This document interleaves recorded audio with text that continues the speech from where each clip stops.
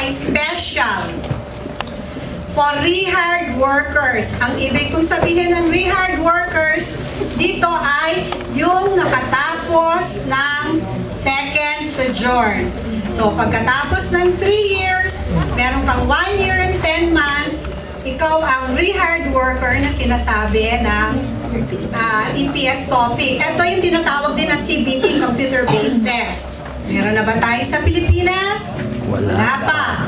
Ang pilot test po ay Vietnam and Thailand. Okay, sige. Re-employed foreign workers. Kaya na sinabing re-employed, nandun na kayo ngayon sa second sojourn. Hindi kayo dun sa first sojourn ng first 3, or yung andun na kayo sa second, doon sa 1 year and 10 months, or nandun na kayo sa 3 years. Doon sa second 3 years. So, re-employed foreign workers who voluntarily returned home. Kusang loob na uwi.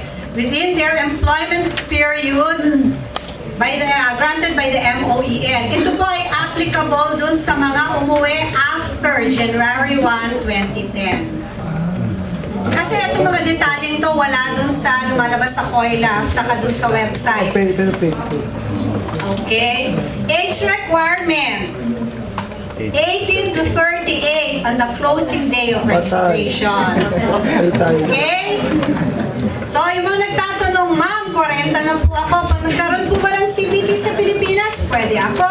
Age requirement, 18 to 38. Available once a quarter at the sending country's computer-based testing center. So, wala pa kong usapan ngayon kung meron tayong CBT, but it will be expanded or extended to all other countries. So, ang candidate countries ngayon, ipapilot test daw ngayong December. If I'm not mistaken, kung matutuloy po, December 20 sa Vietnam and Thailand. Bakit Vietnam and Thailand? Bakit hindi Philippines? Opo nga. Dahil maraming Okay. Kayo ang nagtatanong. Sige. Sapagkat ang Vietnam and Thailand po, Pinakamalaki na pinakamarami noong nakarang taon hanggang kasalukuyan na umuwi, kusang loob na umuwi ang kanilang rehired returning workers. Meron ba tayo noon? Huwag kayo sumagot ng ganyan. Marami nang umuwi, ma'am. Hindi rin uuwi. Okay, ito po, may notice na po sa akin ng MOEL just last week. Ang mga dapat, mamaya I will mention that again. Humigit kumulang po nitong August 20, as of August 2011, 1,800 ang hindi umuwi. September, October, November, December, kulang-kulang pong 2,000. So, maaari pong maka-apekto yan dun sa mga nagbabalak na mag-CBT pag okay na po ang ating usapan sa CBT. Okay, so bakit Vietnam and Thailand? Alam nyo na po ang dahilan. Pangalawa ay with computer-based testing center sila. And then, ito rin po, connected sa number 1, the efficient cooperation between the sending and receiving country. So, the parties are, nakalagay po sa MOU, are encouraged to promote the voluntary return. So, pag sinabi ko voluntary return, tumatawa po kayo. So, kailan tayo magkakaroon ng CBT? Hopefully next year. So, uuwi sila. ano ba yung incentive niyan? Shortening the re-entry period. So, imbes na, kasi normally, pag di ba yung regular, halos 1 taon ka nag-aantay. So, eto, hindi po natin shorten yung 6 months. Kasi madami kong nalilito, ay ma'am, yung palang 6 months waiting period ay wala na. Meron pa ho yung 6 months waiting period. Ang sinasabi lang dyan ay, kunyari lang sa March, huwag na natin kunyari, let us say by March ay magkakaroon tayo ng computer-based test. So yung isang pauwi, halimbawa si Arnel Leno, pauwi ng January 2011. ay 2012. Tama ako? Okay. So, magkakaroon ng computer-based test sa Philippines. At sabihin natin siya ipasok pa. So, pwede na siyang mag-exams, assuming following all the qualification requirements, pwede na siyang mag-exam, pero aalis pa rin siya after the 6 months. Kasi shorten lang yung proseso. So, yun. Sa kawalan ng preliminary job training like yung computer language class. So, yung mga pre-departure requirements. So, in the meantime kasi, syempre wala pa tayong computer-based test, maglalabas pa rin sila ng guidelines.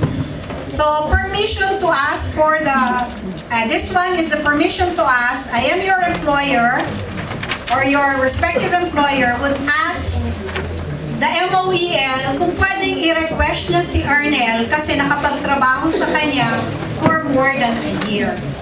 So, pwede kang i-request sa employer mo, kukunin ko si Arnel kasi matagal na yan sa akin. Or, dapat kasi nakapagtrabaho ng more than a year doon sa factory or sa kumpanya. Kasi kung last employer mo 4 months ka at nire-request ka, hindi rin pwede. More than a year. Okay, ha? So, ito ang medyo E9 to E7. Yun pong yung HRDM. Yan. Ang E9 to E7 ay policy guidance ng Korean Immigration Service. Okay po? Para hindi tayo, qualifications. Nilalagay ko na po dyan, must fulfill all, lahat ng requirements na sinasabi ng policy guidance. Lawfully working, kanino ba ito mag-a-apply? Ito ay mag-a-apply sa E9, non-professional, sa E10, yun yung mga vessel crew, ito yung seafarers, at sa H2, sa working visit. So, tayo ay nasa E9. Lawfully working in manufacturing, construction, agriculture, livestock, and fishery for 4 years or more within the past 10 years. Lawfully working. So, yung pong mga legal na EPS. With more than 4 years po, meron pang natitirang mga 10 months, 4 months, 3 months, may yung legitimate residence. Bakit? Kasi hindi ka na uwi kung ikaw ay mag-qualify. Yun yung doon. Excluding those na nag-G1. Ito po yung halimbawa nagkaroon ng accident o kaya nag-file ng lawsuit, hindi siya pwedeng mag-E9 to E7. Excluding those who return to the home country after the work contract expired. So yung mga umuwi, hindi na po magka-qualify. The issuance po was posted in the website and they said this took effect October 10, 2011. Pangalawang requirement po, nilalagay ko po yan kasi yan yung policy guidance mismo. Ayaw kong baguhin yung Gusto ko sana ilagay na 34. Yan sabi nila yan daw. So, age less than 35 with higher degree than junior college. So, ano ba yung kailangan? Diploma issued by the academic institution higher than junior college or certificate of graduation containing the fact of degree earned. Tapos ito po ay dapat certified ng Korean consul in the home country.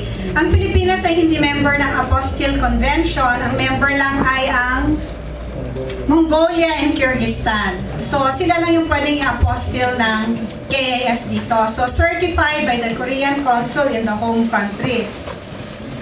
So may mga nagtatanong po, ma'am, naka third year college lang ako. Kung aanuin po yun, kasi ang hinihingi po nila ang diploma. So, I would like to believe this is bachelor's degree.